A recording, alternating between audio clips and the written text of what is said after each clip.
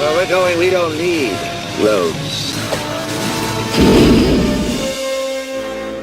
This is your host Joey Cruel, and you are listening to Relentless Flashbackin. In every episode, I will travel back to a certain year of the past and I'll talk about its historical events, stuff, toys, cars, TV, movies, and music. You'll find Relentless Flashbackin on Mixcloud, YouTube, Facebook, Instagram, and Twitter. With this episode, I'll travel back to 1985 and I'll talk about stuff, toys, and cars. The 80s are clearly, without any doubt, the best decade ever. If we talk about modern Western civilization. Of course they aren't perfect, there are also dark sides, but the 1985 proves that the 80s are excellent, bodacious and outrageous.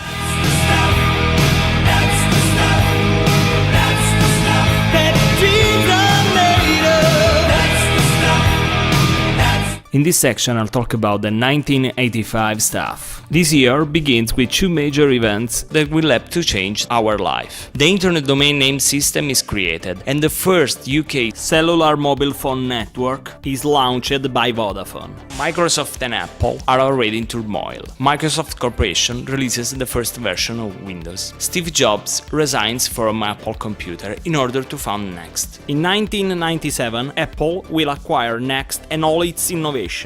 The world of video games, after the big crash of 1983, welcomes big news. The Nintendo Entertainment System is released in the United States and Super Mario makes its debut. Coca-Cola changes its formula and releases the new Coke. That's a big mistake. The response is totally negative and the original formula is back on the market in less than 3 months. But in this year, Coca-Cola introduces also a great success, the Cherry Coke. The third variation of Coca-Cola was tasted in 1982 during the World's Fair in Knoxville, in Tennessee, and finally makes its debut in this unforgettable summer of 1985. And another cola drink is introduced, Jolt Cola. This powerful drink isn't only tasteful, but it's highly caffeinated for a jolt of energy. Let's keep talking about food. Jack in the Box is an American fast food restaurant chain founded in 1951. In the 80s, they decided to not chase McDonald's core consumers, families, and instead aimed its sights on higher-end consumers, or yuppies. In 1985, the Jack in the Box name is changed to Monterey Jacks, and it's a disaster, like the one with the new Coke. In 1986, the name will be back to Jack in the Box and they will air an apology commercial. In this year, the first California Pizza Kitchen opens its doors. In this restaurant chain, you will not only find pizzas, there is a wide selection of food. This restaurant isn't famous for the real Italian pizza. You came here because their pizzas are really weird, and I ain't talking only about the Hawaiian one. Their most famous pizza is the BBQ chicken pizza, and I think it's the best one, with chicken, BBQ sauce and the delicious Gouda to make it even cheesier. The hairspray Aquanet becomes even more synonymous of the 80s. The hair is more and more teased and larger than life. A used can from the 80s will become a collector's item and it will be so rare that it will be valued at $1,000. Just to make you understand the impact that it made in the 80s. Aquanet becomes a symbol of the 80s, even though the company was founded in the 50s. In 1985, two new clothing companies are founded in USA, Tommy Hilfiger and Lip Service, the two sides of the coin of the young Americans. While the Tommy Hilfiger brand is from New York, Lip Service is from Los Angeles. While Tommy Hilfiger is made for the upper class with a youthful but classic style, Lip Service is a line created by and for the rebels and outcasts. Drew Bernstein, a Hollywood skate punk, at the age of 21, in his parents' garage, creates a symbol, a dagger with a skull. That becomes the logo of the brand, and a repeated pattern on a fabric. From this fabric, the famous and legendary dagger leggings are born, and this pattern will be also used for jackets, shirts and t-shirts. Then Drew will add other fabrics with repeated symbols to create multiple pieces of clothing. The brand will be picked up by musicians and their fans, who will buy the clothes at the lip service shop in Hollywood and in other specialty boutiques. Among the musicians, the most famous customer will be Axl Rose, and this will cause a major boost in sales.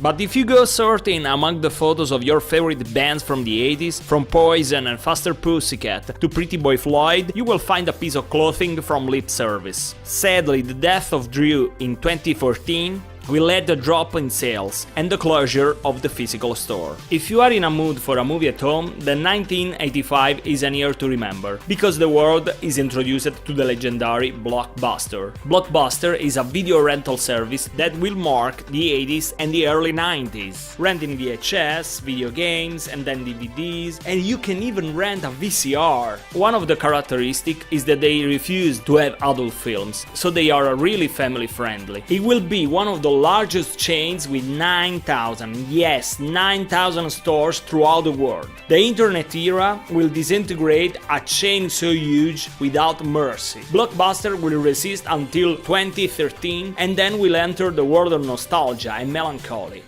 When in 1983 the Misfits split up, Glenn Danzig immediately created a new creature, Samhain, that unlike the Misfits have many more influences, from gothic rock to heavy metal. Like the Misfits, Samhain will remain an unknown band, but they will not enjoy a rediscovery like the Misfits. Samhain will end in 1987, when Danzig will have a contract with Def American. Since he will change the sound, he will opt to change the name of the band in Danzig. In 1985 there is the printing of the EP Unholy Passion, a pure distillate of dark and occult matter in 17 minutes for 6 tracks. Let's taste together the horror of Angry End.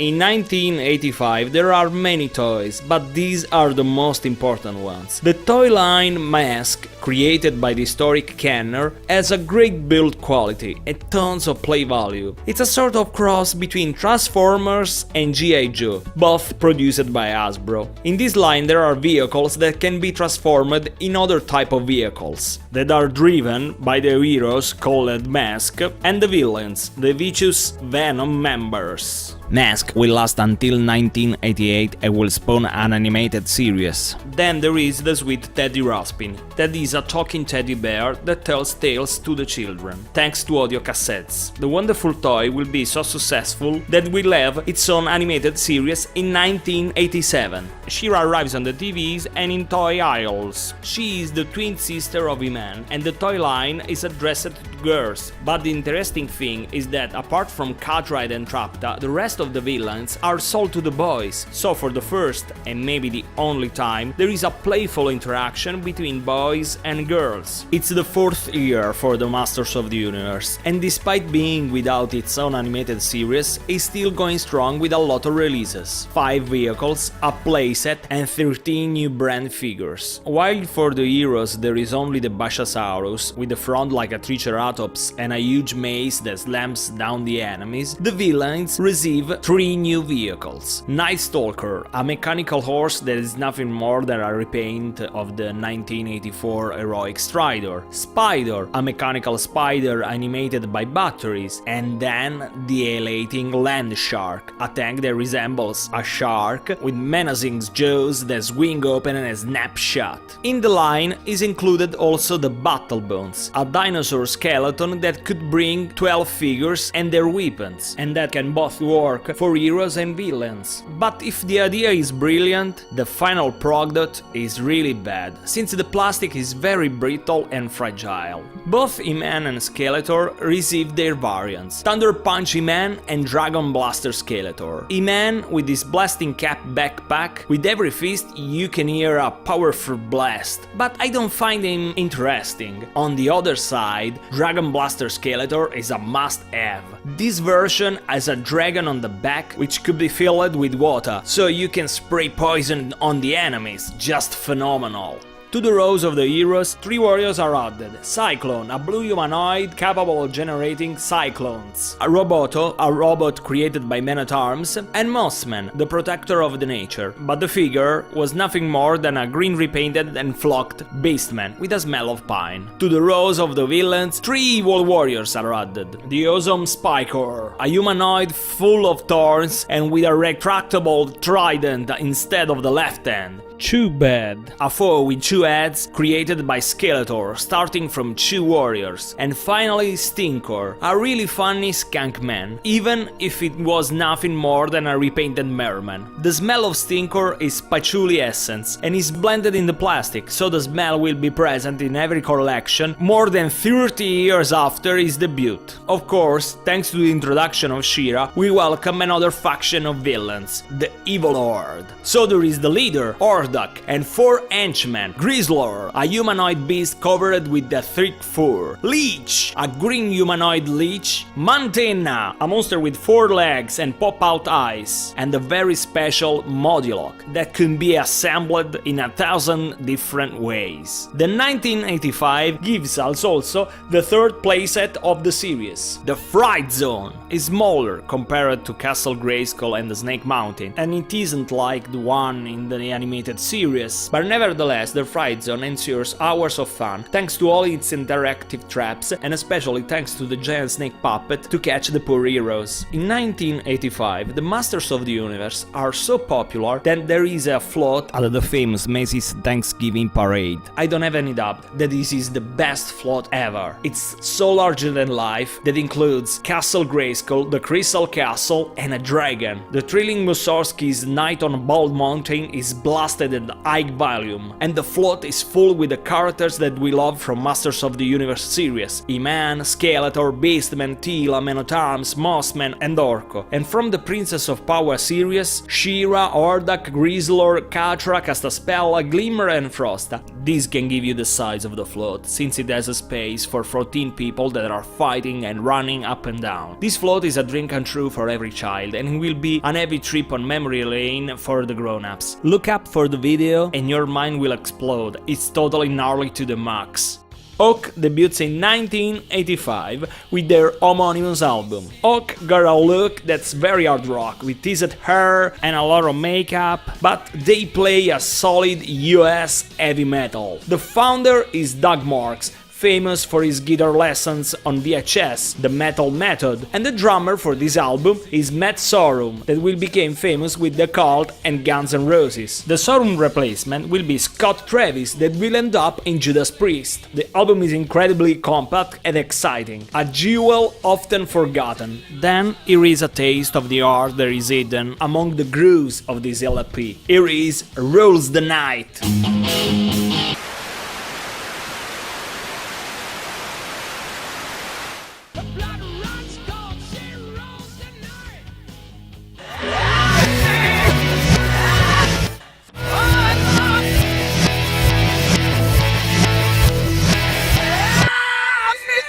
This section will talk about automotive news. This year is at the 16th place for the crude oil price ranking over 72 years, a ranking from the most expensive to the cheapest year. The price in 1985 is $27 or $61 in 2017 money, because the oil crises are still a problem. To let you understand, in 2017 the price will be $42.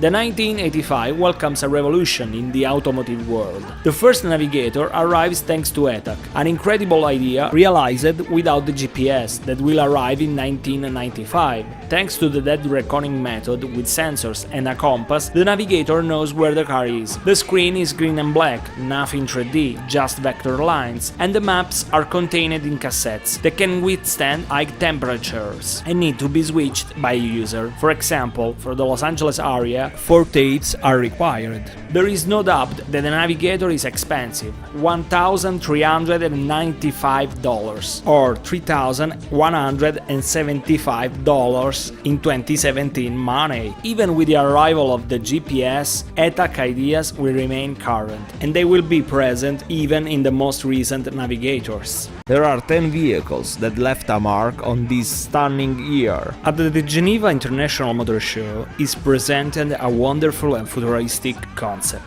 the Vision, made by ASC. From the front to the rear, it says future in big bold letters. The glass roof, the skirts that cover the rear wheels, the interiors in blue and white, and it's one of the first cars with a keyless entry. As you can read on the Car and Driver magazine, American Sunroof Corporation, aka ASC, has done everything to a car roof that can be done to a car roof, from glass to vinyl. So it isn't a car maker, but its first attempt is a glorious eye-catcher. Sadly, it will remain a concept car and it will never be sold.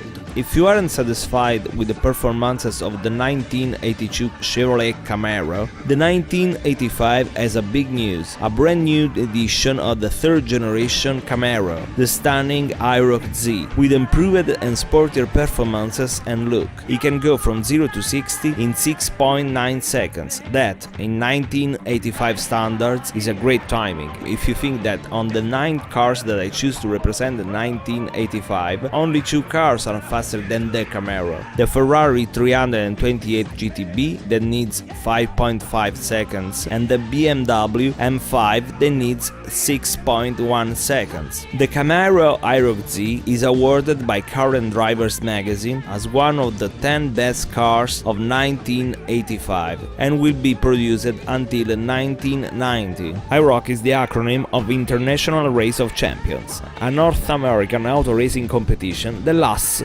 since 1974 and that will be folded in 2006. If you want to travel around the USA, the right choice is the Winnebago Chieftain from 1985, that it's one of the best motorhome ever built. The Chieftain is a motorhome Class A, that means that it's the most luxurious and expensive of vehicles, with the driving area integrated into the standard living accommodation. This generation will last only 2 years, until 1986. This style will be forever etched in our minds thanks to the 1987 movie Spaceballs, where a 1986 Winnebago Chieftain will be driven by Lone Star and Barf. Still from USA come 2 great cars. The 6th generation of the Cadillac DeVille is downside, but is still large and luxurious. You still have that feeling that only a Cadillac can give you. This generation of DeVille will last until 1993, and the Buick introduced instead an elegant compact coupe, the Somerset, which sadly will not be successful, but still will manage to be produced until 1987. From Germany there are 2 luxurious sedans. The Mercedes-Benz W124, which replaces the W2013, is a luxury car that everybody will dream about. One of the symbols of luxury in these outrageous years that will last until 1995. And the BMW releases the first M5, based on the E28, that will be produced until 1987. This Porsche sedan is the fastest sedan of 1985. And finally, there are 3 Italian cars: the Alfa Romeo 75, the Ferrari 412, and the Ferrari 328 GTB. Let's start with the Alfa Romeo 75, which will be produced until 1992, and is sold in USA as the Alfa Romeo Milano. The 75 is classified as a compact executive car, but it's also an aggressive sport car with incredible performances. Fiat will buy the company, and the 75 will be the last car to be independently designed by Alfa Romeo. The Ferrari 412 is an evolution of the Ferrari 365 GT4 from 1972, a Grand Tourer with a very characteristic look that will last until 1989 with just 576 examples produced between 1985 and 1989. And then there is the radical Ferrari 328 GTB, heir of the 308 GTB from 1977. More than 6,000 examples will be produced until 1989. A dream car that can reach 166 miles per hour and that can go from 0 to 60 in 5.5 seconds. Since I'm talking about racing, let's talk about Running Wild, a speed metal band founded in Hamburg, Germany in 1979. In 1985 they released their second album, Branded and Exiled, another masterpiece that doesn't pale with the clanking debut of 1984. With this album the band seems to be already at the top of the heap, and nobody can predict the leap in quality that will happen with the third album, Under the Jolly Roger, in which they will find their classical sound. But we can enjoy an album like Branded and Exiled, with the burning coals on the cover that announces a metal casting which endlessly attacks the listener. 8 songs that are really running wild. With this album, I end the second episode on 1985. For the third episode, I will travel to 1989. Please subscribe to the channel and follow the show on Facebook, Instagram and Twitter. If you want to give your support, please visit Teespring and Patreon. Relentless Flashbackin is easy to find, because the name is unique all over the web. And now, from the Branded and Exiled album, here is Running Wild with Gods of Iron. Stay outrageous, stay larger than life, Romeo, Foxtrot, Bravo!